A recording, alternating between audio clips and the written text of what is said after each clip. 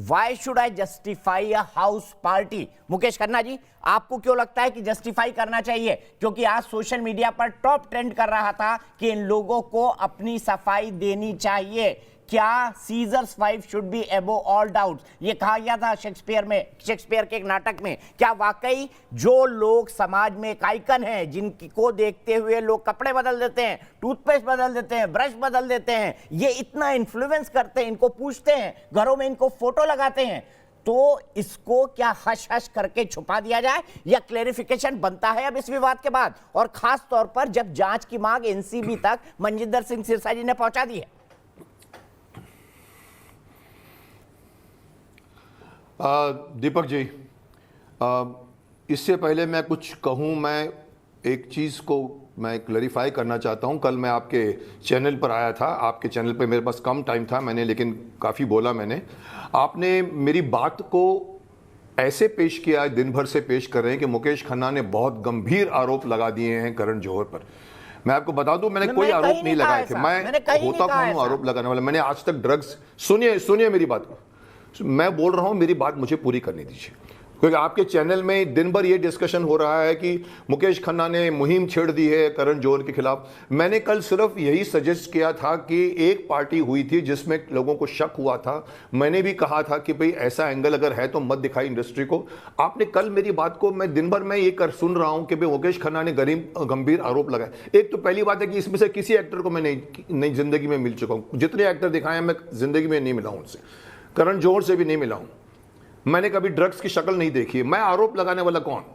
मैं लोगों की, पूरे देश भर की लोगों की के जो मूड है, और आज एनसीबी जब जांच पड़ताल करना चाहती है कि क्या इंडस्ट्री में ड्रग्स लिया जाता है, पार्लियामेंट तक बात उठ गई है। आपस में दो पार्टियां आपस में एक दूसरे पर आरोप लगा रहे हैं कि थाली में छेद, जिस थाली में खाओ उसे छेद नहीं करना चाहिए। मैंने कहा था कि ये थाली की बात नहीं हो रही है, थाली में परोसे खाने की बात हो रही है। ऐसे माहौल पे मैं चाहता हूं कि, वो कहते हैं इंडस्ट्री में सब नहीं है, पर मैं कहता हूं सब नहीं है, कुछ है। तो कुछ कौन है, अच्छे कौन है, बुरे कौन है, जांच कीजिए। और जांच में कोई ना कोई तो स्टार्टिंग पॉइंट चाहिए। ये एक लीड है। वो पार्टी जो जुलाई, आपने कहा 2019 में हुई थी, जिसमें मैंने अगस्त में भी कहा था, उस वक्त जांच नहीं हुई थी। उन्होंने स्टेटमेंट दिया होगा, लोग कन्विंस हो गए होंगे, चुप हो गए होंगे। लेकिन आज मुद्दा फिर से उठा है कि क्या बॉलीवुड में ड्रग्स लिया जाता है।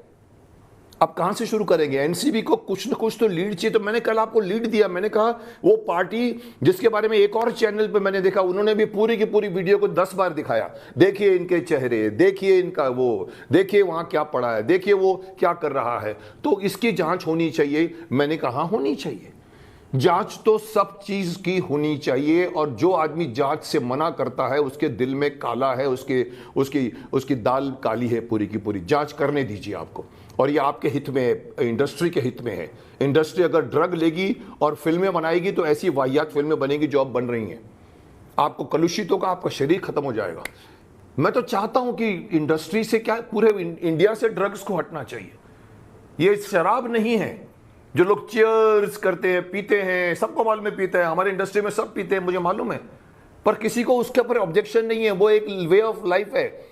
लेकिन दीपक जी, मैं ये कहना चाहता हूं, कल भी किया था मैंने, आपसे ये कहा था, मैंने कहा ड्रग्स जो है वो क्राइम है। बिल्कुल सही। ड्रग्स को रखना क्राइम है, ड्रग्स को किसी को खिलाना क्राइम है, ड्रग्स खुद लेना क्राइम है। यस। और बाहर के कानून भी देखिए दीपक जी, अगर यूएई में आपके पास अगर थोड़ा सा भी कोकीन या चरस मिल गया, आप जेल में जाओगे, कोई सुनवाई नहीं होगी।